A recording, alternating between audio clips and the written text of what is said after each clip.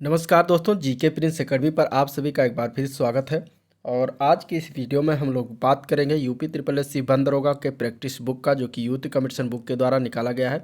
ठीक है, बंद दरोगा प्रैक्टिस बुक। अगर इसमें बात करें सिलेबस की, तो पहले जान लीजिए इसमें विषयगत ज्ञान जो कि सिलेबस ये दिया गया है, इससे पूछे जाएंगे 100 क्वेश्चन, 100 अंक के, 120 मिनट आपको मिलेगा। ठीक है, 28 जनवरी को जो है ये जारी किया गया था इसका सिलेबस, जिसमें उसी के अनुसार जो है देखते हुए ये सारे जो है प्रैक्टिस सेट तैयार किए गए हैं, जिसमें प्रैक्टिस सेट है और प्रैक्टिस सेट का व्याख्या सहित हल जो दिया गया है उसको हम देखेंगे।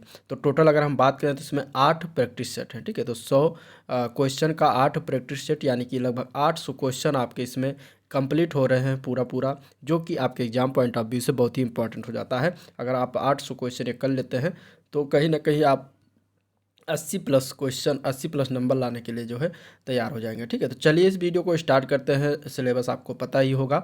ठीक है, और स्टार्ट करने से पहले अगर आप लोग चैनल पर नए अभी तक सब्सक्राइब नहीं किया तो चैनल को सब्सक्राइब करें, साथ ही साथ वीडियो को भी लाइक करें और पसंद आए तो शेयर करना मत भूलिएगा। ठीक है, तो प्रैक्टिस सेट नंबर 1 के पहले क्वेश्चन की अगर हम बात करते हैं तो देखिए, पहला क्वेश्चन ये दिया गया है। आप लोग भी साथ साथ में इसका क्वेश्चन आंसर करते चलिएगा और लास्ट में आप कमेंट करके बताइएगा कि आपके कितने क्वेश्चन इन 100 में से सही हो रहे हैं। ठीक है, पहला क्वेश्चन आपके सामने है। निम्न में से किस एक का संबंध पर्यावरणीय सुरक्षा से नहीं है? इनमें से बताना है। ऑप्शन दिया गया है, ऑप्शन ए है, बी दिया गया है, और ऑप्शन सी में वातानुकूलन है, ऑप्शन डी में कागज के थैलों का प्रयोग किया गया है। तो इसमें से बताना है कौन सा ऑप्शन इस क्वेश्चन के माध्यम से जो है गलत है। ठीक है, तो अगर हम इसके आंसर की बात करेंगे तो राइट आंसर क्या हो जाएगा? राइट आंसर इसका बी पार्ट हो जाएगा। गरीबी कम करना जो होता है ये पर्यावरणीय सुरक्षा की दृष्टि से संबंधित नहीं होता। बाकी इससे धारणीय विकास, वातानुकूलन, कागज के थैलों का प्रयोग, ये सभी के सभी जो है पर्यावरणीय सुरक्षा से संबंधित होता है। अब जिनमें से अगर देखा जाए तो वातानुकूलन का पर्यावरण पर नकारात्मक व धारणीय विकास तथा कागज का जो थैलों का प्रयोग किया जाता है वो पॉजिटिव इफेक्ट पड़ता है। ठीक है, तो इस तरीके से इसमें ये भी आप जान लीजिए, ये दोनों जो है वातानुकूलन का जो है क्या करता है नकारात्मक, और कागज़ के थैलों का प्रयोग जो है पॉजिटिव पड़ता है और इसका जो है निगेटिव पड़ता है। तो ये भी याद रखिएगा पर्यावरण सुरक्षा पर। ठीक है, नेक्स्ट क्वेश्चन देखते हैं। अगला क्वेश्चन है, रियो प्लस 20 किसके लिए संक्षिप्त नाम है? यानी कि रियो प्लस 20 जो कहा जाता है, किसके लिए कहा जाता है? ऑप्शन आपके सामने, इसका आंसर बताइए क्या होगा। इसके आंसर की बात करेंगे तो बी पार्ट हो जाएगा। धारणीय विकास पर जो संयुक्त राष्ट्र सम्मेलन हुआ था उसको हम रियो प्लस 20 कहते हैं। अब इसका अगर हम बात करें संक्षिप्त नाम है, ठीक है, धारणीय विकास पर संयुक्त राष्ट्र सम्मेलन का संक्षिप्त नाम रियो प्लस 20 है, क्योंकि रियो अगर देखें तो रियो डी जेनेरियो एक शहर है जो कि ब्राज़ील का है, और वहाँ पे जो है पृथ्वी सम्मेलन 1992 में हुआ था, पृथ्वी सम्मेलन। ठीक है, इसके 20 वर्ष के बाद जो है 2012 में फिर रियो डी जेनेरियो में ही आयोजित किए जाने के कारण इसे रियो प्लस 20 का नाम दिया गया है। ठीक है, और इसके बाद अगर हम बात करें रियो प्लस 20 सम्मेलन के बाद द फ्यूचर वी वांट एक शीर्षक से संयुक्त घोषणा जारी की गई। ठीक है, तो ये भी याद रखिएगा, द फ्यूचर वी वांट जो शीर्षक है इसकी संयुक्त घोषणा किस सम्मेलन के बाद, तो वो रियो प्लस 20 के बाद जारी किया गया, जिसमें जो है धारणीय विकास यानी कि टिकाऊ विकास, टिकाऊ डेवलपमेंट पर जो है बल दिया गया है। ठीक है, तो आपका आंसर बी पार्ट हो जाए। नेक्स्ट क्वेश्चन, अगला क्वेश्चन आपके सामने है। अ, अनुकारित यानी कि सिमुलेटेड आदिम भूमि परिस्थितियों में निम्नलिखित में से निम्नलिखित के प्रादुर्भाव का सही अनुक्रम कौन सा है? इनमें से बताना है। अब ऑप्शन में देखिए क्या क्या दिया गया, मीथेन, हाइड्रोजन, साइनाइड, नाइट्रल और एमिनो अम्ल दिया गया है। अब इसको सही अनुक्रम में मिलाना है इन चारों गैसों को। ठीक है, इसका आंसर बताइए क्या होगा। तो इसके अगर हम आंसर की बात करेंगे तो राइट आंसर सबसे पहले आप जान लीजिए ए पार्ट इसका करेक्ट है। ठीक है, ये सही अनुक्रम दिया गया है, आंसर इसका ए पार्ट सही हो जाएगा। अब पृथ्वी में जो सिमुलेटेड आदिम भूमि परिस्थितियों में जो है सरल कार्बनिक यौगिक के धीरे धीरे जटिल कार्बनिक यौगों का दुर्भाव हुआ, और इसी क्रम में सबसे पहले बना मीथेन। ठीक है, मीथेन गैस, फिर इसके बाद हाइड्रोजन साइनाइड, फिर नाइट्रल, फिर अमीनो अम्ल की उत्पत्ति हुई। तो इस तरीके से अमीनो अम्ल के संयोग से ही सर्वप्रथम जो है जल में जीव की उत्पत्ति हुई। तो ये भी पता होना चाहिए। तो ये इसका क्रम जो है सही रूप से लगा हो, बाकी सारे गलत हैं। अगला प्रश्न देखिए। अगला क्वेश्चन में सूची 1 से सूची 2 से मिलान करना है। ठीक है, इसमें जैवमंडल दिया गया है, उसकी अवस्थिति दी गई है, और इसके बाद फिर ऑप्शन वाइज जो है इसमें देखिए इस तरीके से दिया गया है। ठीक है, तो मिलान करिए, इसमें बताइए कौन सा कहाँ पर सिमलीपाल कहाँ पड़ता है। सिमलीपाल जैवमंडल है जो है कहाँ पर पड़ता है, तो सिमलीपाल जैवमंडल जो है ये उड़ीसा में है, तो आपका एक का 4 मिल जाएगा, ठीक है। पंचमढ़ी की बात करेंगे तो ये मध्य प्रदेश में स्थित है। और नंदा देवी की बात करेंगे तो उत्तराखंड। नोकरेक की बात करेंगे तो ये मेघालय में स्थित है। तो इस तरीके से ये भी क्वेश्चन पूछा जाएगा, और ये क्वेश्चन बहुत ही पेट और इम्पॉर्टेंट है, इस तरीके से आपको आना चाहिए क्वेश्चन को, ठीक है। चलिए, तो बी आंसर इसका राइट हो जाएगा, ठीक है। नेक्स्ट क्वेश्चन देखते हैं। पारिस्थितिकी होती है, पारिस्थितिकी क्या होती है, अब इसके बारे में जानने के लिए आप लोग जो थ्योरी का जो मैं टर्म करा रहा हूँ उसमें आप जाके थ्योरी वाइज भी देख सकते हैं, वहाँ पर इसको समझाया गया है, वहाँ से आप जान सकते हैं। इसका आंसर बताइए क्या होगा, पाँचवा का आंसर क्या होगा। तो पारिस्थितिकी की अगर हम बात करेंगे तो ये जीव और उनके पर्यावरण के बीच का संबंध के कारण जो होता है वो कहा जाता है पारिस्थितिकी। यह वो विज्ञान होता है जिसके अंतर्गत समस्त जीवों और भौतिक पर्यावरण यानी कि वातावरण के मध्य उनके अंतर संबंधों का अध्ययन किया जाता है। तो आंसर आपका इसमें क्या हो जाएगा, डी पार्ट हो जाएगा। और पारिस्थितिकी शब्द जो है इसका सर्वप्रथम प्रयोग अर्नेस्ट हैकल के द्वारा किया गया था, तो ये भी याद रखिएगा, ठीक है। क्वेश्चन नंबर 6 है, निम्नलिखित में से किस कार्य से पारिस्थितिक संतुलन बिगड़ता है, ठीक है। इनमें से बताना है कि कौन से कार्य करने से पारिस्थितिक संतुलन बिगड़ता है, इसका राइट आंसर क्या होगा।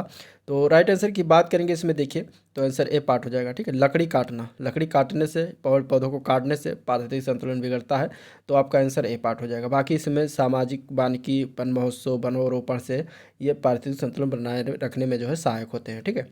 चलिए, अगला क्वेश्चन नंबर 7 देखते हैं। ये है क्वेश्चन नंबर 7 का आंसर क्या होगा। पारिस्थितिकी निकेत यानी कि इसको आला कहते हैं।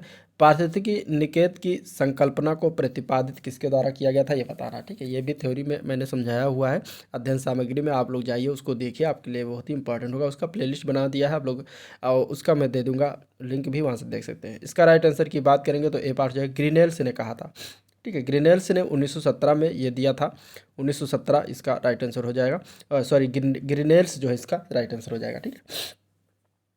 अगला क्वेश्चन, निम्नलिखित भारत के राज्यों में कौन सा राज्य सर्वाधिक वनाच्छादित है, इनमें से कौन सा राज्य जो है सबसे ज़्यादा वनाच्छादित है। तो इसका आंसर क्या होगा, अगर हम देखें वर्ष 2021 का जो ISFR रिपोर्ट आया है 2021 वाला, ठीक है, जो लेटेस्ट है भारत वन स्थिति रिपोर्ट, उसके अनुसार अगर देखेंगे तो राइट आंसर इसका ए पार्ट हो जाएगा, मिजोरम। मिजोरम इसका राइट आंसर हो जाएगा, ठीक है। सबसे ज़्यादा सर्वाधिक वनाच्छादित परसेंटेज में अगर हम बात करें इसमें, तो परसेंटेज में हो जाएगा मिजोरम। इसके बाद दूसरे नंबर पर आता है अरुणाचल प्रदेश, तीसरा नंबर मेघालय का आता है। तो करेक्ट आंसर ए पार्ट हो जाएगा। अगला क्वेश्चन है, जीवमंडल यानी कि बायोस्फीयर के संगठन के विभिन्न स्तरों के बारे में निम्नलिखित में से कौन सा एक सही अनुक्रम है, इनमें से बताना है कौन सा एक सही अनुक्रम है। तो अगर हम इसमें देखेंगे तो सबसे पहले इसमें आंसर की बात कर लेते हैं, तो आंसर इसका क्या हो जाएगा, आंसर इसका हो जाएगा डी पार्ट, ठीक है। सही अनुक्रम जो दर्शाया गया है वो डी पार्ट में है। जीव आता है, इसके बाद जनसंख्या आती है, फिर पारिस्थितिक तंत्र आता है, फिर जीवमंडल आता है। अब इसमें जो सही अनुक्रम जैवमंडल के, अगर जीवन का सही अनुक्रम की बात करेंगे तो सबसे पहले अणु आता है, ठीक है। याद रखिएगा, अणु के बाद आता है कोशिका, ठीक है, ये सही अनुक्रम है। कोशिका के बाद अगर हम बात करेंगे तो ऊतक का निर्माण होता है, ऊतक आता है, फिर इसके बाद अंग बनता है, ठीक है, फिर इसके बाद अगर हम बात करेंगे तो जीव बनता है, और इसके अलावा इसके बाद अगर हम देखेंगे तो जीव के बाद देखेंगे तो जनसंख्या बनती है, ठीक है, जनसंख्या आता है, फिर होता है समुदाय का निर्माण, ठीक है, फिर होता है समुदाय का निर्माण, इसके बाद होता है पारिस्थितिक तंत्र का निर्माण। पारिस्थितिक तंत्र के निर्माण के बाद, पारिस्थितिक तंत्र के निर्माण के बाद सबसे बाद में उसको जीवमंडल की संज्ञा दी जाती है। तो इस तरीके से इसका क्रम चलता है। अब इसमें से देखिए जो पूछा गया है वो 4 बीच में से उठाए गए हैं, जीव, जनसंख्या, पारिस्थितिक तंत्र और जीवमंडल, ठीक है। लेकिन आपको याद करना है शुरुआत से, अणु, इसके बाद कोशिका, फिर ऊतक, फिर अंग, फिर जीव, फिर जनसंख्या, फिर समुदाय, फिर पारिस्थितिक तंत्र, फिर जीवमंडल आता है। तो अब याद रहेगा। नेक्स्ट क्वेश्चन देखते हैं। भारत के अधिकांश वन्य जीव संरक्षित क्षेत्र घिरे हुए हैं, किससे घिरे हुए हैं। तो इसमें से अगर देखा जाए तो राइट आंसर क्या हो जाएगा, तो राइट आंसर हो जाएगा ए पार्ट, घने जंगलों से घिरे हुए हैं। किससे घिरे हुए हैं, घने जंगलों से घिरे हुए हैं, तो आंसर ए पार्ट हो जाएगा। प्रोजेक्ट टाइगर कब प्रारंभ किया गया था भारत में,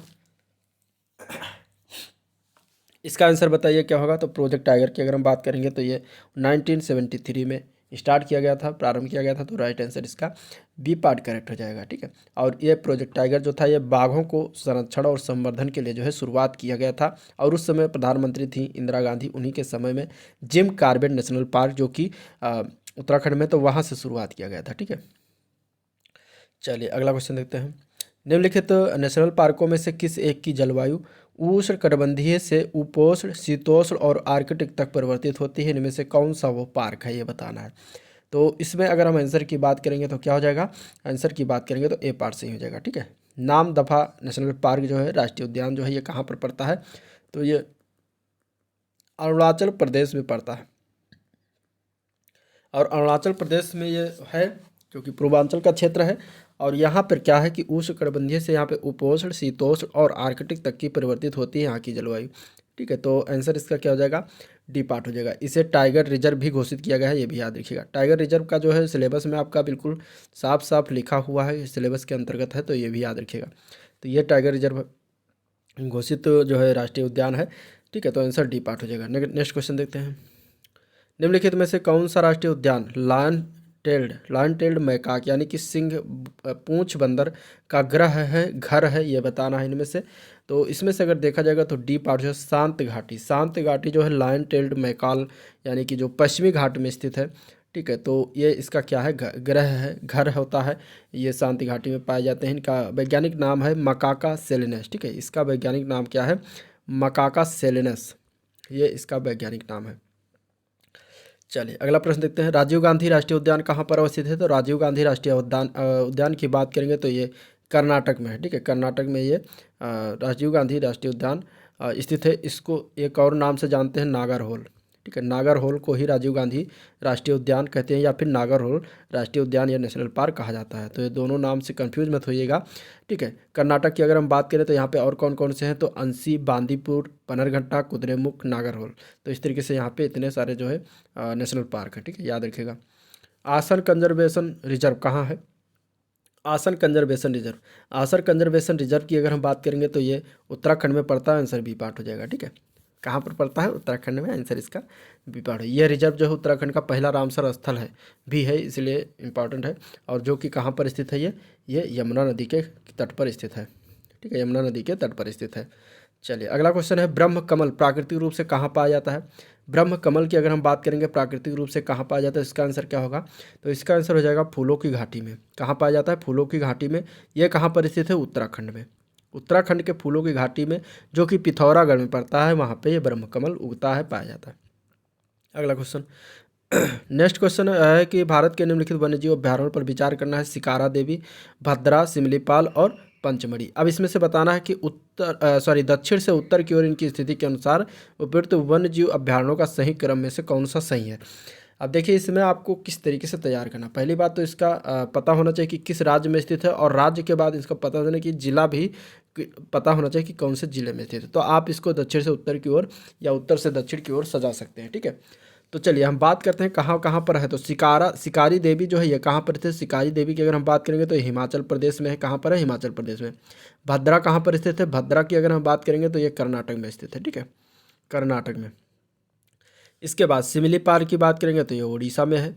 और पंचमढ़ी की बात करेंगे तो ये कहाँ पर है, मध्य प्रदेश। तो इस तरीके से अब आपको राज्य पता हो गया, तो आप यहाँ से ये पता कर सकते हैं कि सबसे दक्षिण में कौन है, ठीक है। दक्षिण से उत्तर की ओर लगाना है। तो सबसे दक्षिण की अगर हम बात करेंगे तो भद्रा आएगा, कर्नाटक पड़ेगा, ठीक है। इसके बाद पड़ेगा उड़ीसा सिमलीपाल यानी कि 2 3, इसके बाद फिर आएगा मध्य प्रदेश पंचमढ़ी 4, फिर आएगा हिमाचल प्रदेश उत्तर में सबसे 1। तो 2 3 4 1 इसका राइट आंसर हो जाएगा, जो कि सी पार्ट में दिया गया है। तो राइट आंसर क्या हो जाएगा, सी पार्ट हो जाएगा। अगले क्वेश्चन में सूची 1 से सूची 2 को मिलान करना है।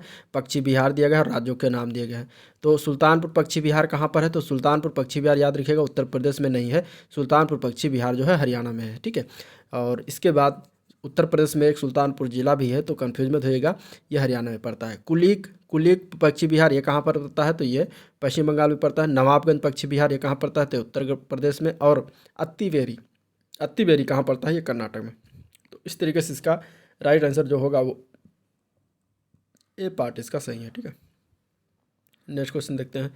जलवायु परिवर्तन का क्या कारण है, मेन रूप से ये बताना है। तो जलवायु परिवर्तन की अगर हम बात करेंगे, इसमें ग्रीन हाउस गैसें दिया गया है, ओजोन परत क्षरण है, प्रदूषक दिया गया है। तो अगर हम बात करें तो सभी कारक बनते हैं, तो आंसर डी पार्ट इसका करेक्ट हो जाएगा, ठीक है, आंसर डी पार्ट इसका सही हो जाएगा। नेक्स्ट क्वेश्चन, निम्नलिखित औद्योगिक देशों के समूह में किसने क्योटो प्रोटोकॉल को स्वीकार नहीं किया है।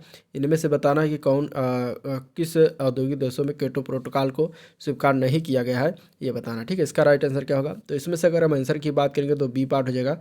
संयुक्त राज्य अमेरिका और ऑस्ट्रेलिया ने अभी तक स्वीकार नहीं किया गया, ठीक है। क्योटो प्रोटोकॉल जो है वो संयुक्त राष्ट्र जलवायु परिवर्तन फ्रेमवर्क सम्मेलन, जिसको हम शॉर्ट फॉर्म में क्या कहते हैं, UNFCCC, ठीक है। और UNFCCC means United nation framework convention of climate change कहते हैं। और इससे जुड़ा वैश्विक तापमान वृद्धि पर एक अंतर्राष्ट्रीय संधि है।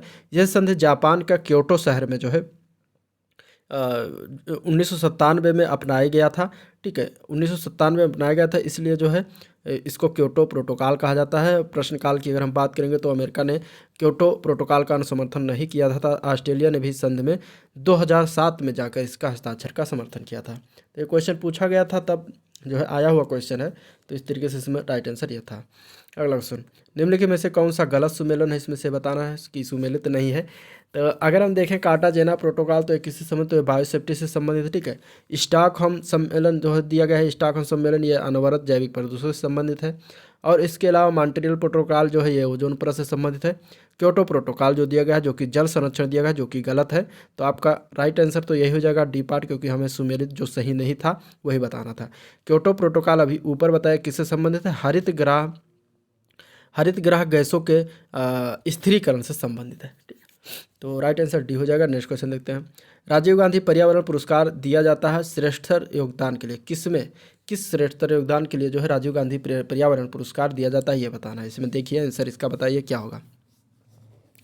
आंसर की बात करेंगे तो बी पार्ट हो जाएगा। स्वच्छ प्रौद्योगिकी और विकास में राजीव गांधी पर्यावरण पुरस्कार प्रदान किया जाता है। इसकी स्थापना कब की गई थी, तो ये भी याद रखिएगा 1993 में इसकी स्थापना किया गया था, ठीक है। तो आपका आंसर इसमें क्या हो जाएगा, बी पार्ट करेक्ट हो जाएगा। अगला प्रश्न देखते हैं।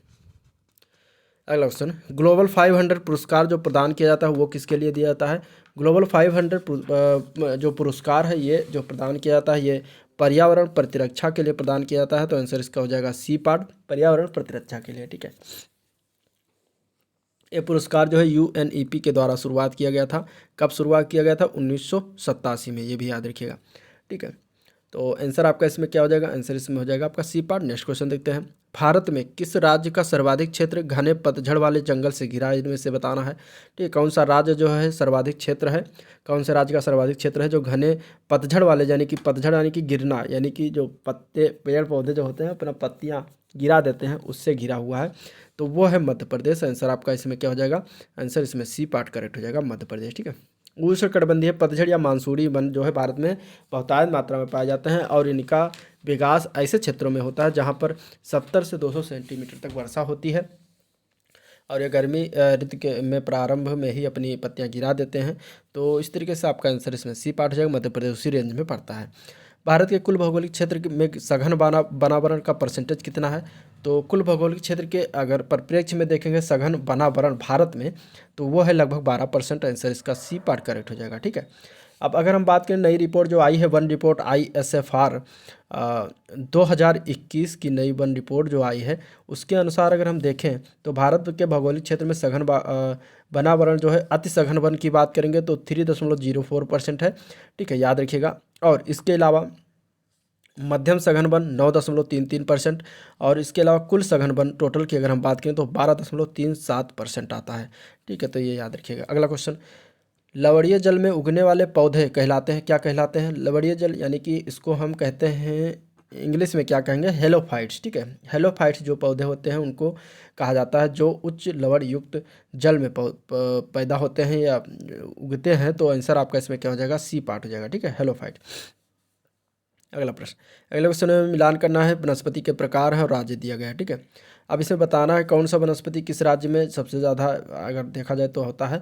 तो अगर देखा जाए इसमें से तो मैंग्रोव वन की अगर हम बात करेंगे, इनमें से तो मैंग्रोव वन जो पाया जाता है, मैंग्रोव वनस्पति वो कर्नाटक में पाया जाता है इनमें से, ठीक है। वैसे तो पश्चिम बंगाल गुजरात में अधिकतर पाया जाता है। कुंज की बात करेंगे तो कुंज जो होता है राजस्थान में मिलता है ये वनस्पति। टीक वनस्पति की बात करें तो मध्य प्रदेश में मिलता है और शंकुधारी जो है अरुणाचल प्रदेश में पाया जाता है, ठीक है। तो इस तरीके से इसका राइट आंसर जो होगा वो डी पार्ट करेक्ट हो जाएगा। अगले क्वेश्चन में भी हमें सुमेलित करना है, देखिए इस तरीके से सुमेलन करना है। सागौन हिमालय की तराई, देवदार मध्य भारत, सुंदरी सुंदरवन, सिनकोना हिमालय के उच्च क्षेत्र, इसमें से हमें मिलान करना है, ठीक है। तो मिलान की अगर हम बात करते हैं तो देखिए सागौन जो है ये कहाँ पर अधिकतर पाया तो मध्य भारत में मिलता है, ठीक है। देवदार के पेड़, जो देवदार का पौधा या पेड़ है वो कहाँ पर प्राप्त होता है तो ये हिमालय के उच्च क्षेत्र में प्राप्त होता है। सुंदरी वृक्ष जो है, ये सुंदरी वृक्ष की अगर हम बात करेंगे तो ये सुंदरवन में मिलता है। और इसके अलावा सिनकोना बचा जो हिमालय की तराई में प्राप्त होता है। तो इस तरीके से इसका आंसर जो होगा वो डी पार्ट करेक्ट हो जाएगा, ठीक है। नेक्स्ट क्वेश्चन, अगले क्वेश्चन में मरुस्थल क्षेत्रों में जल ह्रास को यानी कि जल की कमी को, जल की जो ज़्यादा नुकसान को रोकने के लिए जो है निम्नलिखित में से कौन सा पर्ण रूपांतरण होता है? इनमें से बताना कठोर या मोमी पर्ण, लघु पर्ण अथवा पर्णहीनता, पर्ण की जगह कांटे। इनमें से बताना कौन सा जो है रूपांतरण होता है। तो जल ह्रास को रोकने के लिए अगर हम देखा जाए मरुस्थल क्षेत्रों में यानी कि रेतीला रेगिस्तान में जल की हानि को रोकने के लिए मरुस्थल में 3 कारक होते हैं जो कठोर या मोमीपर्ण बन जाते हैं, लघुपर्ण अथवा पर्णहीनता का शिकार या फिर पर्ण के स्थान पर छोटे कांटे उगाते हैं। चूँकि मरुस्थल भूमि में वह पानी की कमी होती है बहुत, इसलिए पौधों को अधिक पर्याप्त पानी नहीं मिल पाता। पानी की अनुकूलता को बनाए रखने के लिए पानी का उत्सर्जन न्यूनतम हो, इसके लिए मरुस्थलीय पौधों की छाल जो होती है वो मजबूत यानी कि कठोर, और पत्ते जो होते हैं वो कांटों के रूपांतरित हो जाते हैं, ठीक है। तो आंसर इसमें क्या हो जाएगा? तीनों सही है। तो आंसर इसका क्या हो जाएगा? D part. अगला क्वेश्चन, अगले क्वेश्चन में कथन और कारक दिया गया है, विचार करना है। कथन दिया गया है कि चीनी उद्योग दक्षिण भारत में अधिक विकसित है। दूसरा है गन्ने की मतलब कारक दिया गया है, कारण दिया गया है गन्ने की प्रति हेक्टेयर पैदावार तथा गन्ने में रस की मात्रा दक्षिण राज्यों में अधिक होती है। अब इसमें बताना है कि ए आर दोनों सही है और सही व्याख्या करता है, या फिर ए आर दोनों सही है और व्याख्या नहीं करता है, ठीक है, या फिर ए सही है किंतु आर गलत है, या ए गलत है तो किंतु आर सही है। इसका राइट आंसर क्या होगा? राइट आंसर की अगर हम बात करें तो इसमें हो जाएगा इसका राइट आंसर ए पार्ट, ठीक है। दोनों सही हैं और व्याख्या भी करता है। क्यों? देखिए, चीनी उद्योग दक्षिण भारत में अधिक विकसित है क्योंकि गन्ने की प्रति हेक्टेयर पैदावार तथा गन्ने में रस की मात्रा दक्षिणी राज्यों में जो है अधिक होती है। तो इसका कारण भी बनता है और जो है सही भी है दोनों। तो आंसर क्या हो जाएगा? ए पार्ट हो जाएगा। अगला क्वेश्चन, अगला प्रश्न है भारत से विदेशों में बहुतायत में निर्यात की जाने वाली आम की कौन सी प्रजाति होती है? यानी कि आम की प्रजाति जो होती है वो सबसे ज़्यादा कहाँ निर्यात किया जाता है, कौन सी होती है? तो उसका नाम है अल्फांसो। अल्फांसो सबसे ज़्यादा निर्यात की जाती है यानी कि सबसे ज़्यादा बेची जाती है बाहर, ठीक है। तो आंसर आपका इसमें सी पार्ट हो जाएगा, अल्फांसो। अगला क्वेश्चन, अगला प्रश्न है भारत में झूम की कृषि के संबंधित निम्नलिखित कथनों पर से कौन सा सही है बताना, ठीक है। अब इसमें देखिए, झूम कृषि की अगर हम बात करें तो ये भारत के अधिकांश उत्तर पूर्वी राज्यों में प्रथा में है और कर्तन दहन का तकनीक के रूप में उल्लेखित किया गया है इसे, और इसमें मृदा की उर्वरता कुछ वर्षों में समाप्त हो जाती है। अब इन तीनों में से बताना है कि कौन सा सही है, ठीक है।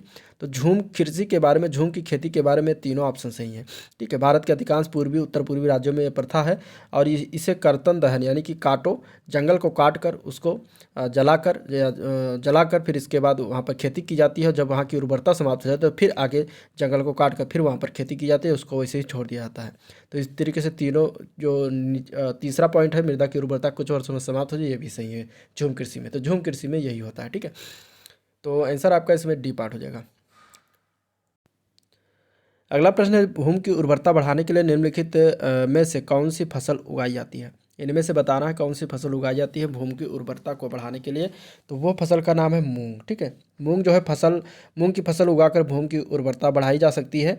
मूंग की फसल को दलहनी फसलों के अंतर्गत शामिल किया जाता है और इस के पौधे में जो है भूमि में नाइट्रोजन स्थिरीकरण के गुण जो है विद्यमान होते हैं, इसलिए ज़्यादा इसकी खेती की जाती है। अगला क्वेश्चन, विश्व का 90% से अधिक जीवभार कहाँ है? तो यह है उष्णकटिबंधीय वर्षा वनों में, ठीक है। सबसे ज़्यादा 90% से अधिक जीवभार उष्णकटिबंधीय वर्षा वनों में आता है। तो आंसर आपका इसमें ए पार्ट करेक्ट हो जाएगा। नेक्स्ट क्वेश्चन है निम्नलिखित जलवायु विषयक तथ्यों पर विचार करना है।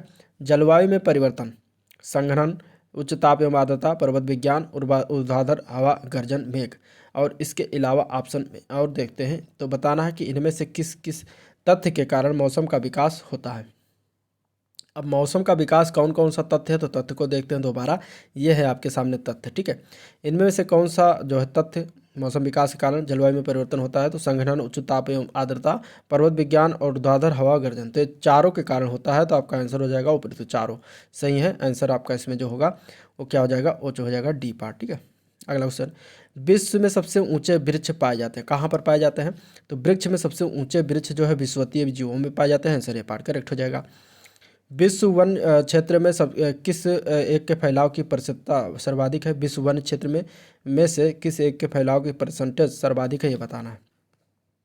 तो अगर हम देखें तो शीतोष्ण शंकुधारी जो वन है सबसे ज़्यादा सर्वाधिक फैलाव है, तो आंसर इसका ए पार्ट हो जाएगा। ठीक है, आंसर क्या हो जाएगा? ए पार्ट। टैगा जलवायु प्रदेश को साइबेरियन तुल्य प्रदेश, शीतोष्ण शंकुधारी वन या फिर इसको सम शीतोष्ण क्षेत्र भी कहा जाता है, और उत्तरी कोरधारी वन प्रदेश या फिर अप आर्कटिक प्रदेश भी कहते हैं। और इस जलवायु प्रदेश का विस्तार 50-55 डिग्री से लेकर 65 से 70 डिग्री के बीच उत्तरी अक्षांशों के मध्य जो है पाया जाता है। ठीक है, इसमें कोणधारी वन या शंकुधारी वन मुख्यतः रूप से पाए जाते हैं, जिसमें पाइन है, फर है, स्प्रूस है, देवदार है, ये सब वृक्ष होते हैं। और सर्वाधिक क्षेत्रफल अगर बात करें तो इसी वन में पाए जाते हैं। और इसमें अगर देखा जाए तो अलास्का यानी कि संयुक्त राज्य अमेरिका से कनाडा होते हुए पूर्व में हडसन की खाड़ी है, स्कैंडिनेविया है से लेकर साइबेरिया तक के भाग को शामिल किया गया। चलिए अगला क्वेश्चन देखते हैं। जीरोफाइट वनस्पति अधिकतर कहाँ पाई जाती है? तो जीरोफाइट वनस्पति की अगर हम बात करेंगे तो ये कहाँ पर मिलता है? तो ये मरुस्थलों में मिलता है। आंसर इसका सी पार्ट करेक्ट हो जाएगा। ठीक है, इसको हिंदी में मरुद्भिद भी कहा जाता है। कथन और कारक दिया गया है। कथन दिया गया है कि काली मिट्टी कपास की कृषि के लिए उपयुक्त होती है, और कारण दिया गया कि उसमें नाइट्रोजन तथा जैव पदार्थ प्रचुर मात्रा में पाए जाते हैं। अब इसमें बताना है कि कौन सा सही है। तो देखिए अगर हम इसके आंसर की बात करेंगे तो इसमें कथन जो दिया गया है काली मिट्टी कपास की कृषि के लिए उपयुक्त है, तो ये तो सही है, राइट है। लेकिन नीचे दिया गया है कि उसमें नाइट्रोजन तथा जैव पदार्थ जो है प्रचुर मात्रा में पाए जाते हैं, ये गलत है। ठीक है, काली मिट्टी में ये पाए नहीं जाते हैं, तो इस तरीके से आपका आंसर जो होगा इसमें सी पार्ट जो होगा ए सही है, परंतु आर गलत है। मृदा के संबंध में लिखने से कौन से कथन जो है सही है? मृदा के संबंध में बताना है कौन सा कथन सही है इनमें से। ठीक है, दिया गया है जलोढ़ मृदाएं नाइट्रोजन से समृद्ध होती हैं। काली मृदाएं लौह और चूने से समृद्ध होती हैं परंतु नाइट्रोजन से हीन होती हैं। लेटेराइट मृदाएं लौह और एल्युमिनियम से समृद्ध होती हैं परंतु नाइट्रोजन और पोटेशियम से हीन होती हैं, कि कमी होती है। तो देखिए अब इसके अगर हम देखें ऑप्शन की, तो ऑप्शन में दिया गया है कि कौन कौन सा सही है। ठीक है, तो देखिए इसमें अगर हम देखें तो जलोढ़ मृदाएं नाइट्रोजन से समृद्ध होती है, जो दिया गया है गलत है। बाकी इसमें काली मृदाएं लौह और चूने से समृद्ध होती है, सही है, और नाइट्रोजन इसमें नहीं होती, तो ये सही है।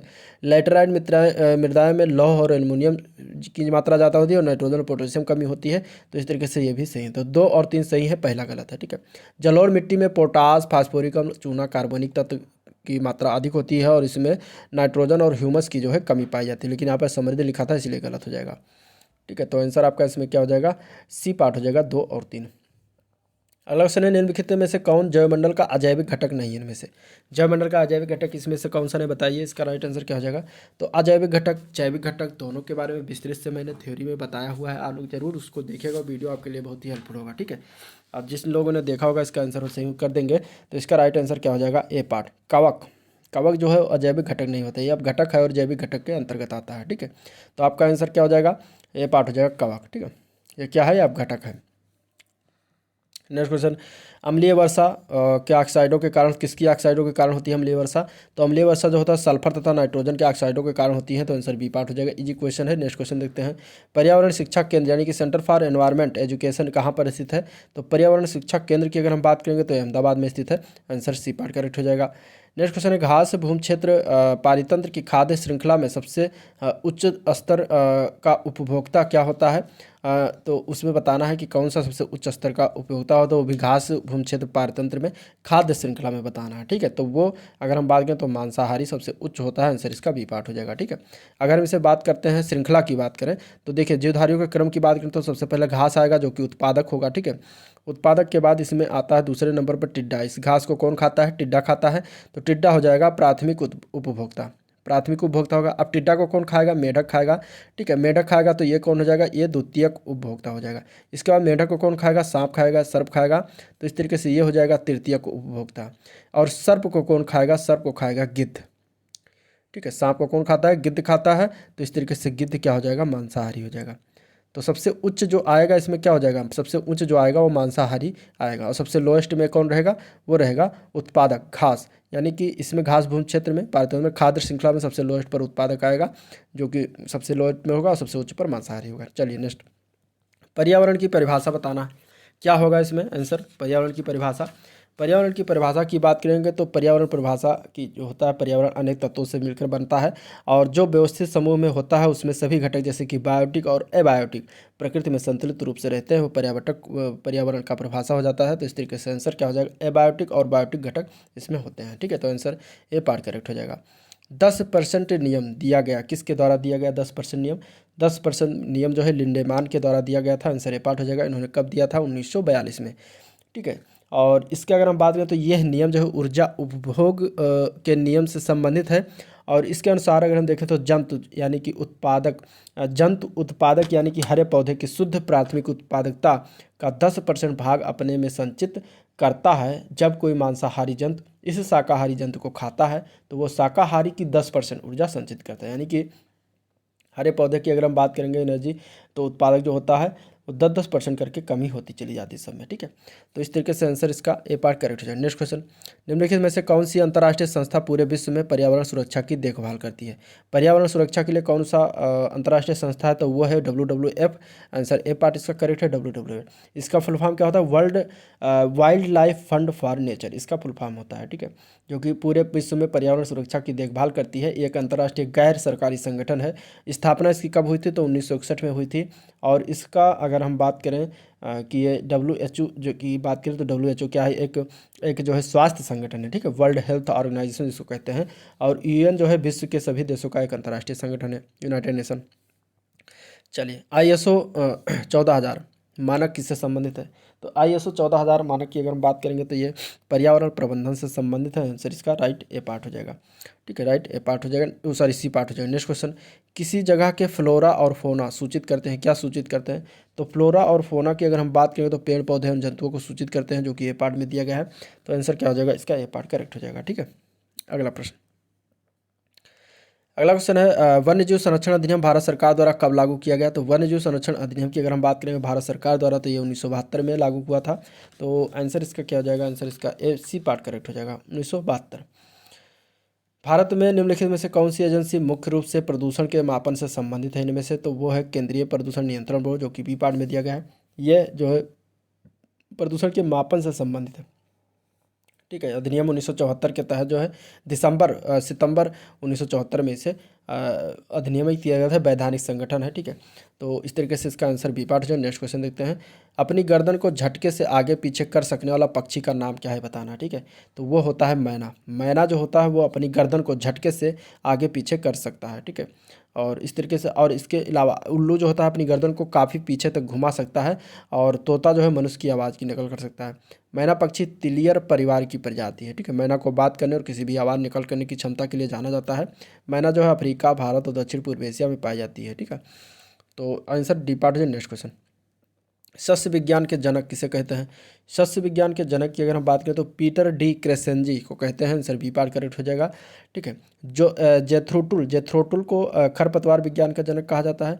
और इसके अलावा अगर हम बात करेंगे मृदा विज्ञान के जनक तो वी डोकुचेव को कहते हैं। और कीट विज्ञान के जनक जो है विलियम करीबी को कहते हैं। पादप रोग विज्ञान के जनक की बात करें तो एंटोन डी बेरी को कहता है। नेक्स्ट क्वेश्चन, कई वर्षों तक एक ही खेत में एक ही फसल बार बार उगाना क्या कहलाता है? तो उसको हम कहते हैं एकल फसली कृषि। क्या कहते हैं? एकल फसली कृषि। तो आंसर इसका ए पार्ट करेक्ट हो जाएगा। दलहनी फसलें फसल प्रणाली के लिए उपयुक्त होती हैं कि वह क्या होती हैं?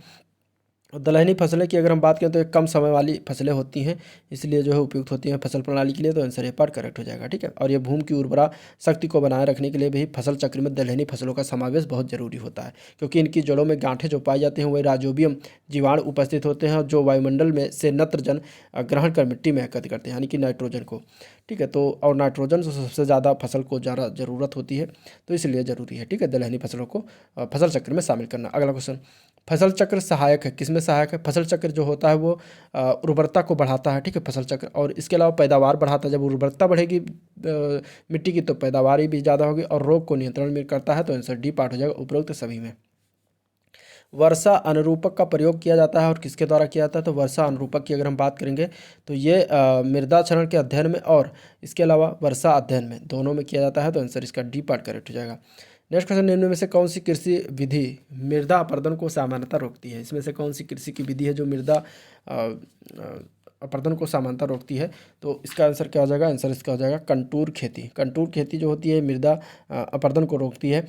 ढाल के विपरीत कंटूर रेखा पर किसी भी प्रकार की कर्षण द्वारा जो है खेती करना समोच्च खेती कहलाता है। और इस विधि द्वारा खेती पहाड़ों पर किया जाता है, ठीक है, तो आंसर बी पार्ट हो जाएगा। नेक्स्ट क्वेश्चन, निम्नलिखित में से कौन सा एक सही सुमेलित नहीं है इनमें से? तो इनमें से अगर देखा जाए तो हरित क्रांति खाद्यान्न उत्पादन से संबंधित है, ठीक है। श्वेत क्रांति की अगर हम बात करें दूध उत्पादन से संबंधित। पीली क्रांति जो उर्वरक दिया है जो कि गलत है, तो आपका आंसर यही हो जाएगा सी पार्ट। पीली क्रांति जो संबंधित है ये तिलहन उत्पादन से संबंधित है, तिलहन उत्पादन से, इसलिए आपका आंसर यही हो जाएगा सी पार्ट, क्योंकि गलत हमें बताना था, ठीक है। नीली क्रांत मछली उत्पादन से संबंधित है। भूरी क्रांत उर्वरक उत्पादन से संबंधित, जो कि उर्वरक यहाँ पे दिया गया था जो कि गलत दिया गया था, ठीक है। चलिए अगला क्वेश्चन देखते हैं, निम्नलिखित में से कौन सा ऑनलाइन पोर्टल भारत के कृषि विपणन के लिए जो है प्रारंभ किया गया है? उस पोर्टल का नाम क्या है? तो उस पोर्टल का नाम है ई नाम, जो कि डी पार्ट में दिया गया है। ये 2016 को स्टार्ट किया गया था। डॉक्टर अम्बेडकर की 125वीं जयंती के अवसर पर प्रधानमंत्री मोदी द्वारा नई दिल्ली के विज्ञान भवन के राष्ट्रीय कृषि बाजार है जो ई व्यापार प्लेटफॉर्म ई नाम जो है शुरुआत किया गया था। अगला क्वेश्चन देखते हैं, देश में एग्रो इकोलॉजिकल क्षेत्र कितने हैं टोटल, ये बताना है, ठीक है। एग्रो इकोलॉजिकल क्षेत्र की अगर हम बात करें टोटल देश में तो 20 हैं। आंसर डी पार्ट करेक्ट हो जाएगा। मानव की कौन सी क्रिया जलवायु से सर्वाधिक प्रभावित होती है? तो वो क्रिया कौन सी है? तो वो है खेती, कृषि, ठीक है। तो कृषि सबसे ज़्यादा जलवायु से प्रभावित होती है, तो आंसर इसका डी पार्ट करेक्ट हो जाएगा। अगला क्वेश्चन है, वन्य जीव संरक्षण अधिनियम की अनुसूची 5 के अनुसार निम्नलिखित में से कौन सा पीड़क जंतु यानी कि वर्मिन है, इनमें से बताना है कौन सा है वो है। तो इसमें अगर हम देखें कॉमन क्रो दिया गया है, ठीक है, और चूहा है, और वलगुल जिसको फल जंतु कहते हैं, खरगोश नहीं पीड़ित होता है, यही 3 होता है, तो answer D part sorry C part correct हो जाएगा, ठीक है। सी पार्ट इसका करेक्ट हो जाएगा। चलिए अगला क्वेश्चन देखते हैं, निम्नलिखित कथनों पर विचार करना है। पर्यावरण संरक्षण अधिनियम 1986 को भारत सरकार को सशक्त करता है कि क्या सशक्त करता है? ठीक है, वह पर्यावरणीय संरक्षण की प्रक्रिया में लोक सहभागिता की आवश्यकता का और इसे हासिल करने की प्रक्रिया रीति का विवरण दे, तो ये गलत है, ये चीज़ें नहीं होता है इसमें। पर्यावरण संरक्षण 1986 में वो विभिन्न स्रोतों से पर्यावरणीय प्रदूषकों का उत्सर्जन और विसर्जन के मानक निर्धारण करें, ठीक है। तो इसमें केवल यही दूसरा सही है। अब इसमें अगर हम बात करें पर्यावरण संरक्षण अधिनियम 1986 के अनुसार, तो इस अधिनियम को लागू करने में लोक सहभागिता का उल्लेख है, परंतु इसे हासिल करने की प्रक्रिया और रीति का कोई उल्लेख नहीं किया गया, इसलिए जो है कथन फर्स्ट जो है गलत है। सबसे अधिक स्थिर पारिस्थितिकी तंत्र कौन सा है इनमें से? सबसे अधिक स्थिर पारिस्थितिक तंत्र जो होता है वो सागरीय यानी कि महासागर का होता है, जो कि ए पार्ट में दिया गया है। आंसर इसका ए पार्ट करेक्ट हो जाएगा। नेक्स्ट क्वेश्चन है, भारत के जीवमंडल रिजर्व का निम्नलिखित में से कौन सा समुच्चय जीवमंडल रिजर्व के विश्व नेटवर्क में शामिल किया गया है? ठीक है, इसमें से बताना है कौन सा समुच्चय है जो कि विश्व नेटवर्क में शामिल है। तो इनमें से अगर हम देखें तो इसका राइट आंसर जो होगा वो ए पार्ट हो जाएगा। मन्नार की खाड़ी, नोकरेक और पंचमढ़ी और सिमलीपाल। ठीक है, पंचमढ़ी कहाँ पर है? ये मध्य प्रदेश में है। सिमलीपाल कहाँ पर है? ये उड़ीसा में है। ठीक है, और इसके अलावा मन्नार की खाड़ी हुआ, नोकरेक, ठीक है, जो कि ये सब कहाँ पर शामिल है? ये सब भारत के जीवमंडल रिजर्व में समुच्चय जीवमंडल रिजर्व के विश्व नेटवर्क में, यानी कि यूनेस्को द्वारा बायोस्फीयर रिजर्व की शुरुआत किया गया है। और उसी में जो है भारत में वर्तमान में कुल 18 जीवमंडल रिजर्व हैं, जिनमें से 12 को यूनेस्को के जीवमंडल रिजर्व में विश्व नेटवर्क में शामिल किया जा चुका है।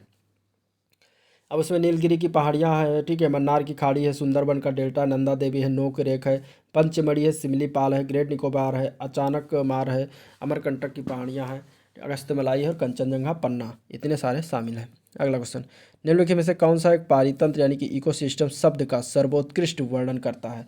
ठीक है, यानी कि पारितंत्र जो है इकोसिस्टम जिसको हिंदी इंग्लिश में कहते हैं, इसमें से कौन सा सबसे अधिक वर्णन करता है? तो एक दूसरे से अन्योन्य क्रिया करने वाले जीवों का एक समुदाय है, तो ये सबसे स्पष्ट वर्णन नहीं करता है। ठीक है, पृथ्वी का वो भाग जो सजीव जीवों के द्वारा आवासित भी गलत है। जीवों का समुदाय और साथ ही साथ वो पर्यावरण जिसमें वो रहते हैं, तो ये राइट आंसर हो जाएगा इसका सी पार्ट। ठीक है, जैविक और अजैविक दोनों चीज़ों को लेकर चलता है, तो उसको पारिस्थितिक तंत्र कहते हैं, और ये दोनों एक दूसरे के प्रभाव डालते हैं। और समुदायों के जीवों की रचना, कार्य व उनके वातावरण के पारिस्थितिक संबंध को पारितंत्र कहते हैं, तो आंसर सी पार्ट करेक्ट हो जाएगा। नेक्स्ट क्वेश्चन देखते हैं, निम्नलिखित में से कौन सा एक पारितंत्र की जैव विविधता की बढ़ोतरी के लिए उत्तरदायी नहीं है इनमें से? इसका राइट आंसर क्या होगा? तो इसका राइट आंसर हो जाएगा पोषण स्तरों की कम जनसंख्या। ठीक है, पोषण स्तरों की कम संख्या जो होता है वो उत्तरदायी नहीं होता है जैव विविधता की बढ़ोतरी के लिए, तो आंसर डी पार्ट करेक्ट हो जाएगा। कार्बन फुटप्रिंट शब्द का अभिप्राय क्या है? कार्बन फुटप्रिंट शब्द के अभिप्राय की अगर हम बात करें तो हमारे रोजमर्रा के क्रियाकलापों से उत्पन्न ग्रीन हाउस गैसों की मात्रा जो होती है वो कार्बन फुटप्रिंट द्वारा उसको निर्धारित किया गया है, तो आंसर डी पार्ट करेक्ट हो जाएगा। ठीक है, अगला क्वेश्चन, भारत के निम्नलिखित पारिस्थितिक क्षेत्रों में से कौन सा एक सही सुमेलित नहीं है इनमें से? तो इसमें अगर हम बात करें दक्षिण पश्चिमी घाट की अगर हम बात करते हैं तो ये आर्द्र वन से संबंधित, ठीक है। तराई दुआर जो है चौड़ी पत्ती वाले वन से संबंधित, कच्छ केरल में घास के प्रदेश हैं। और पूर्वी दक्कन का पठार जो आर्द्र वन लिखा है ये गलत लिखा है, यही आपका राइट आंसर हो जाएगा, क्योंकि हमें गलत बताना था। पूर्वी दक्कन पठार की अगर हम बात करें तो यहाँ पे शुष्क सदाबहार वन पाया जाता है, ठीक है। सदाबहार वन जो है पाया जाता है पूर्वी दक्कन पठार में। तो आंसर आपका डी पार्ट हो जाएगा। नेक्स्ट क्वेश्चन, एक पारिस्थितिकी तंत्र के विभिन्न घटकों से होकर पोषक तत्वों का गुजरना क्या कहलाता है? तो उसको कहते हैं जैव भू रसायन चक्र। क्या कहते हैं? जैव भू रसायन चक्र, ठीक है। तो आंसर इसका डी पार्ट करेक्ट, सॉरी ए पार्ट करेक्ट हो जाएगा। पारिस्थितिकीय अनुक्रमण के 4 महत्वपूर्ण चरण हैं इनमें से, और इनमें से बताना है कि प्राथमिक अनुक्रमण के दौरान इन चरणों का सही अनुक्रम क्या होता है। तो जब प्राथमिक अनुक्रमण होता है तो उसके दौरान सबसे पहले होता है छीड़ता, ठीक है। इसके बाद होता है आक्रमण, फिर होता है प्रतिस्पर्धा, फिर होता है चौथा स्थानांतरण। तो इस तरीके से जब किसी पारिस्थितिकीय तंत्र में जैव समुदाय का स्थान कालांतर में दूसरे जैव समुदाय द्वारा ग्रहण कर लिया जाता है तो उसे पारिस्थितिकीय अनुक्रमण कहते हैं सबसे पहले, ठीक है। और प्राथमिक अनुक्रमण के दौरान चरणों के सही क्रम में छेड़ता, आक्रमण, प्रतिस्पर्धा और फिर स्थानांतरण होता है। पारिस्थितिकीय तंत्र एक गतिक या क्रियात्मक अवधारणा होती है जिसमें जीवों और उनके वातावरण के मध्य विभिन्न पदार्थों के आदान प्रदान का क्रम चलता रहता है। तो right answer A part correct हो जाएगा। निम्नलिखित में से कौन से पर्यावरण संतुलन से संरक्षण से संबंधित है? इनमें से पर्यावरण संतुलन से संरक्षण से संबंधित है, इनमें से बताना। तो पर्यावरण संतुलन के लिए वन नीति या पर्यावरण सुरक्षा अधिनियम 1986 और औद्योगिक नीति प्रत्यक्ष रूप से संबंधित है, ठीक है। यहाँ पे होना चाहिए संबंधित नहीं है, जो कि मिस प्रिंट है, ठीक है। तो यहाँ पे शिक्षा नीति जो होता है ये जो है इससे संबंधित नहीं होता, बाकी ये तीनों नीति जो है संबंधित होता है, ठीक है। ठीक है, सॉरी, इसमें संबंधित है बताना है तो इसमें तीनों संबंधित है। ये अब इसमें बताना है कि कौन सा ऑप्शन इस तरीके से बताना है, ठीक है। तो इसमें 1, 2 एंड 3 हो जाएगा, ये नहीं होता। तो आंसर क्या हो जाएगा? 1, 2 एंड 3। रानी झांसी समुद्री राष्ट्रीय पार्क की स्थापना हुई थी, कब हुई थी ये बताना है। तो रानी झांसी समुद्री राष्ट्रीय पार्क की स्थापना हुई थी 1996 में। आंसर सी पार्ट करेक्ट हो जाएगा। कहाँ पर है? अंडमान निकोबार द्वीप समूह में एक राष्ट्रीय उद्यान है। निम्नलिखित में से किस एक में राष्ट्रीय उद्यानों की संख्या सबसे अधिक है? इनमें से बताना है कि कहाँ पे सबसे अधिक राष्ट्रीय उद्यानों की संख्या है। तो दिए गए विकल्पों में राष्ट्रीय उद्यानों की सर्वाधिक संख्या असम में है। राष्ट्रीय उद्यान की बात करा है तो असम हो जाएगा, जिनकी संख्या टोटल 7 है, जबकि सर्वाधिक राष्ट्रीय उद्यान मध्य प्रदेश में है, ठीक है। एमपी में सबसे ज़्यादा 11 है, और अरुणाचल प्रदेश में इनकी संख्या 2 है, ठीक है। और मेघालय तथा अंडमान निकोबार में मेघालय में 2 है, और अंडमान निकोबार द्वीप में समूह में जो है 6 है। तो इस तरीके से इसका राइट आंसर जो हो जाएगा वो हो जाएगा सी पार्ट, असम। कान्हा किसली किस लिए प्रसिद्ध है? कान्हा किसली जो है एक राष्ट्रीय उद्यान है, ठीक है, नेशनल पार्क है। तो आंसर इसका ये पार्ट हो जाएगा, और मध्य प्रदेश में पड़ता है, मंडला जिला और बालाघाट जिला में स्थित है, ठीक है। 1955 में इसे नेशनल पार्क अधिसूचित किया गया था, और 1973 से प्रोजेक्ट टाइगर योजना के अंतर्गत ये शामिल कर लिया गया। चंद्रप्रभा वन्यजीव अभ्यारण्य उत्तर प्रदेश का एक प्रमुख वन्यजीव अभ्यारण्य निम्नलिखित में से कहाँ पर अवस्थित है? तो चंद्रप्रभा वन्यजीव अभ्यारण्य उत्तर प्रदेश में चंद्रप्रभा चंदौली में है। तो आंसर इसका बी पार्ट हो जाएगा। 1957 में इसकी स्थापना की गई थी, ये भी याद रखिएगा। और ये एक प्रमुख वन्यजीव अभ्यारण्य है। इसका वर्ग किलोमीटर 78 वर्ग किलोमीटर में फैला हुआ जो है क्षेत्र है इसका, ठीक है। निम्नलिखित में से कौन सा एक भारत के दिए गए बाघ अभ्यारण्यों यानी कि रिजर्व का उत्तर से दक्षिण की ओर सही क्रम है? अब इसमें से आप जब सभी का राज्य जानेंगे तभी से उत्तर से दक्षिण में सेट कर पाएंगे, ठीक है। तो दुधवा नेशनल पार्क ये कहाँ पर है? ये यूपी में है, एकमात्र उत्तर प्रदेश का नेशनल पार्क है। कान्हा नेशनल पार्क एमपी में है। इंद्रावती नेशनल पार्क ये छत्तीसगढ़ में है, ठीक है, छत्तीसगढ़ में। और बांदीपुर नेशनल पार्क कर्नाटका में है। तो इस तरीके से आप जब ये जान जाएंगे तो आप इसका उत्तर से दक्षिण में करते हैं। सबसे उत्तर में क्या पड़ेगा? यूपी पड़ेगा, फिर मध्य प्रदेश, फिर छत्तीसगढ़, फिर सबसे लास्ट में कर्नाटक आएगा दक्षिण में। तो राइट आंसर आपका ए पार्ट ही करेक्ट हो जाएगा। सूची को मिलान करना है, वन्यजीव अभ्यारण्य दिया गया है और राज्य दिया गया है। इसे बताना है महानंदा वन्यजीव अभ्यारण्य ये कहाँ पड़ता है? महानंदा वन्यजीव अभ्यारण्य जो पड़ता है ये पश्चिम बंगाल में पड़ता है। लखारी घाटी ये कहाँ पड़ता है? लखारी घाटी जो है उड़ीसा में है। और पंचमढ़ी मध्य प्रदेश में पड़ता है। चंद्रप्रभा उत्तर प्रदेश में पड़ता है, ठीक है। तो करेक्ट आंसर इसका ए पार्ट हो जाएगा। अगला क्वेश्चन में हमें सुमेलित नहीं है ये बताना है, ठीक है। वन्यजीव मुकाम्बिका कर्नाटक में है या नहीं है ये डिसाइड करना है। तो मुकाम्बिका वन्यजीव अभ्यारण्य जो है कर्नाटक राज्य में स्थित है, ये सही है, ठीक है। डालमा झारखंड में है, तो डालमा झारखंड में है। नैयर छत्तीसगढ़ में है, तो नैयर या नैयार वन्यजीव अभ्यारण्य जो है ये छत्तीसगढ़ में नहीं है, ये केरल में पड़ता है, ठीक है। तो इसलिए आपका यही आंसर हो जाएगा सी पार्ट, जो कि गलत सुमेलन किया गया है। कोटी गांव गोवा में पड़ता है, सही है। तो 3 सही है, एक सी पार्ट गलत है इसका। नेक्स्ट क्वेश्चन देखते हैं। भारत का सबसे बड़ा बाघ आवास कहाँ पाया जाता है? सबसे बड़ा बाघ आवास भारत में सबसे बड़ा बाघ आवास जो है ये पाया जाता है आंध्र प्रदेश में। आंसर इसका ए पार्ट करेक्ट हो जाएगा, ठीक है। सबसे बड़ा बाघ आवास आंध्र प्रदेश में नागार्जुन सागर श्रीशैलम बाघ अभ्यारण्य जो है टाइगर रिजर्व है, और ये कहाँ पड़ता है? आंध्र प्रदेश में पड़ता है, तो सबसे बड़ा यहीं पर है, ठीक है। अगला क्वेश्चन, निम्नलिखित कथनों पर विचार करना है, इसमें बताना कौन सा सही है।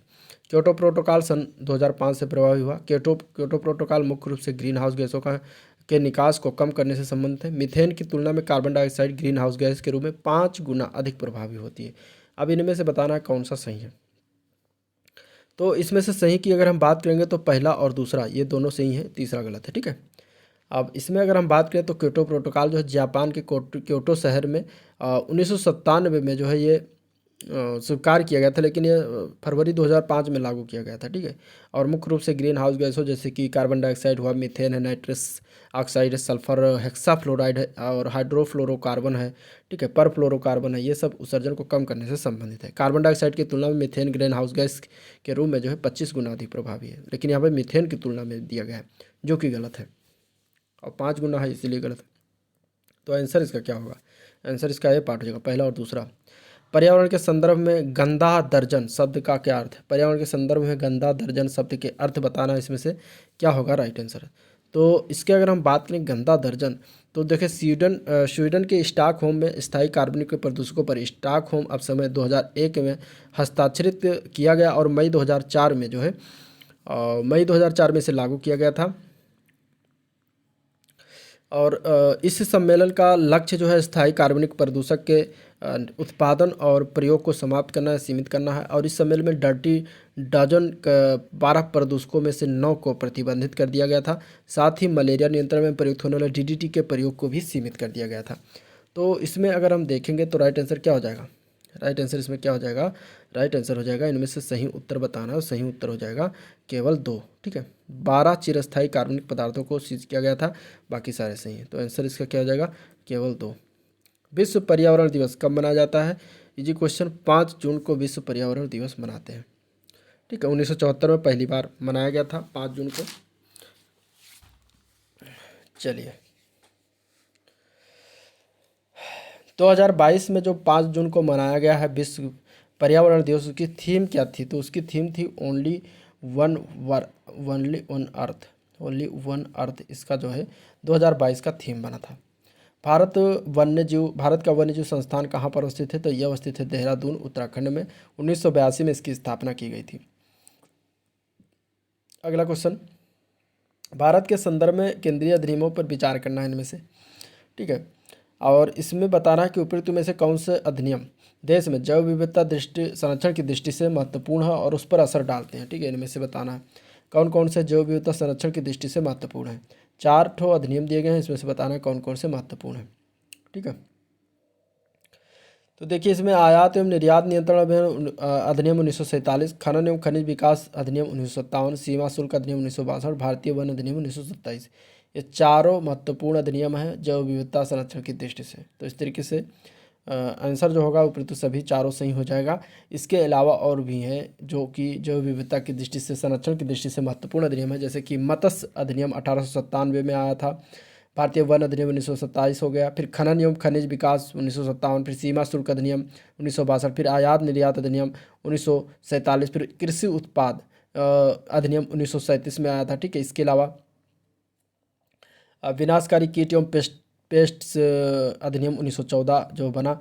इसके अलावा एक और है इलायची अधिनियम 1965। तो ये सभी महत्वपूर्ण है, याद रखिएगा। भारत के किस राज्य में उसके क्षेत्र का अधिकतम परसेंटेज वन आच्छादित है, ये बताना है। तो इसमें से अगर हो जाएगा, ये पहला क्वेश्चन ही था, आंसर इसका सी पार्ट हो जाएगा, मिजोरम परसेंटेज में।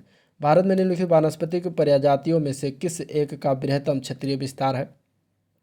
तो साल का सबसे ज़्यादा विस्तार है, आंसर इसका क्या हो जाएगा? साल, ठीक है।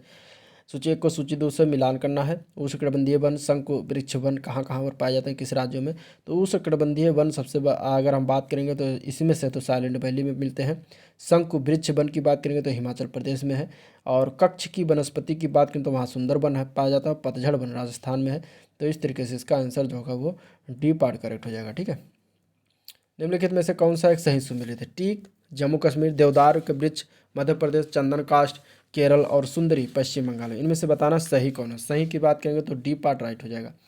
सुंदरी जो पाया जाता है वो पश्चिम बंगाल में पाया जाता है। ठीक है, एक मैंग्रोव वनस्पति है जो गंगा ब्रह्मपुत्र के डेल्टा में पाई जाती है और इस प्रकार की वनस्पति गुजरात के कच्छ के क्षेत्र में तथा समुद्री तट और निम्न डेल्टाई भागों में भी पाया जाता है। चंदन की लकड़ियाँ केरल के जंगल में नहीं बल्कि कर्नाटक और आंध्र प्रदेश के पश्चिमी भागों में पाई जाती है। ठीक है, देवदार मुख्य रूप से असम के ऊपरी क्षेत्र में मिलता है और जो जम्मू कश्मीर क्षेत्र में। तो आंसर आपका इसमें डी पार्ट करेक्ट है। नेक्स्ट क्वेश्चन, अगला क्वेश्चन है इसमें, अभ्यारण्यों के अंदर चरने की अनुमति पशुधन के लिए संक्रामक रोगों के विरुद्ध टीकाकरण के तहत कौन सा इसमें से अधिदिष्ट है, ये बताना है। तो इसमें से अगर देखा जाए तो वन्य जीव संरक्षण अधिनियम 1972 की धारा 33A में ये अधिदिष्ट है। तो आंसर इसका सी पार्ट करेक्ट हो जाएगा। ठीक है, नेक्स्ट क्वेश्चन, पर्यावरण के संरक्षण से संबंधित मामलों के प्रभावी और त्वरित निपटान के लिए जो है कौन सा प्राधिकरण स्थापित किया गया था? तो वो था राष्ट्रीय हरित प्राधिकरण, जो कि जो है पर्यावरण से संबंधित मामलों के प्रभावी और त्वरित निपटान के लिए जो है स्थापना की गई थी। ठीक है, तो आंसर इसका क्या हो जाएगा? बी पार्ट हो जाएगा, जो कि इसको हम नेशनल ग्रीन ट्रिब्यूनल भी कहा जाता है। ठीक है, एनजीटी। और एक्ट 2010 के तहत जो है ये एक्ट बनाया गया था और 2010 को इसको जो है 18 अक्टूबर 2010 को ये एक्ट जो है लागू हो गई थी। ठीक है, इससे पर्यावरण संरक्षण और वनों तथा अन्य प्राकृतिक संसाधनों के संरक्षण संबंधी मामलों के प्रभावी और त्वरित निपटान के लिए स्थापित किया गया था। अगला क्वेश्चन देखते हैं,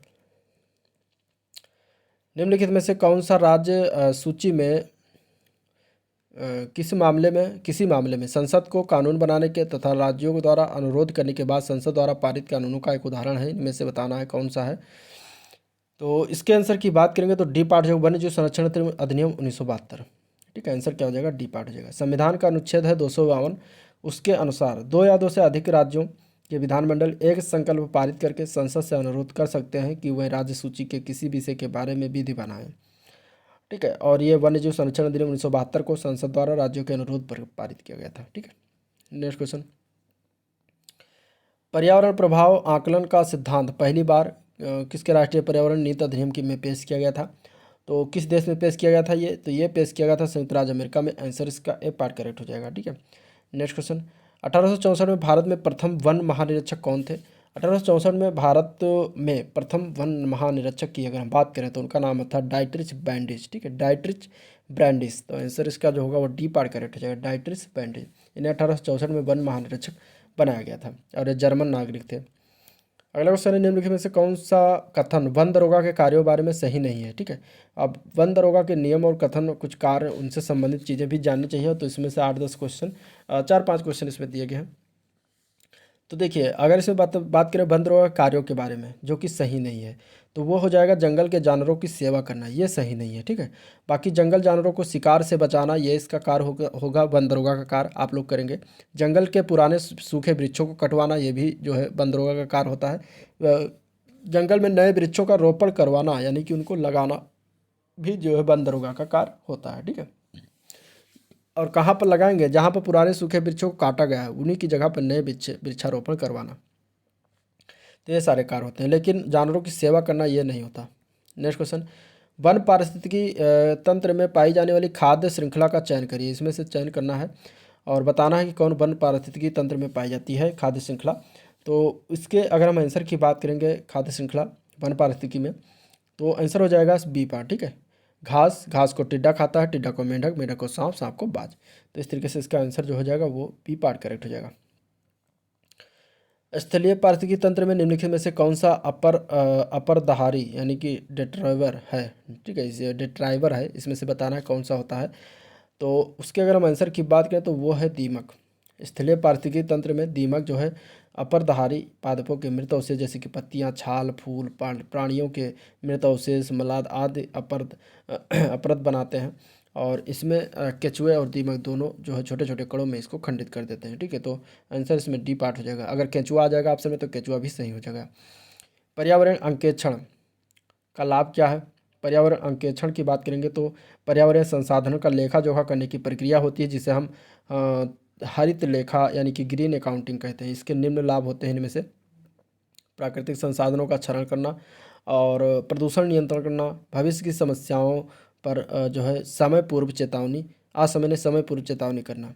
तो आंसर इसका क्या हो जाएगा? सी पार्ट जो है एक व तो सही है, बाकी इसका जो है आंसर हो जाएगा। अगला लास्ट क्वेश्चन इस वीडियो का, IUCN की स्थापना किसके द्वारा कब हुई थी? तो IUCN की स्थापना जो हुई थी वो 1948 में किया गया था।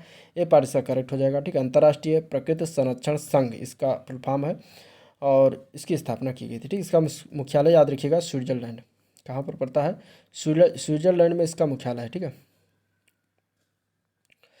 तो ये था आज का ओवरऑल वीडियो जिसको हम लोगों ने देखा। बहुत अच्छे क्वेश्चन थे और बहुत सटीक, बहुत ही ज़बरदस्त क्वेश्चन थे, ठीक है। आप लोग कमेंट करके बताइए आप लोग के कितने क्वेश्चन इसमें से सही हुए। और वीडियो पसंद आया हो तो लाइक करिएगा, चैनल को सब्सक्राइब करना मत भूलिएगा, साथ ही साथ अपने दोस्तों में शेयर करना तो बिल्कुल मत भूलना। चलिए वीडियो एंड करते हैं, मिलते हैं नेक्स्ट वीडियो में, तब तक के लिए थैंक यू।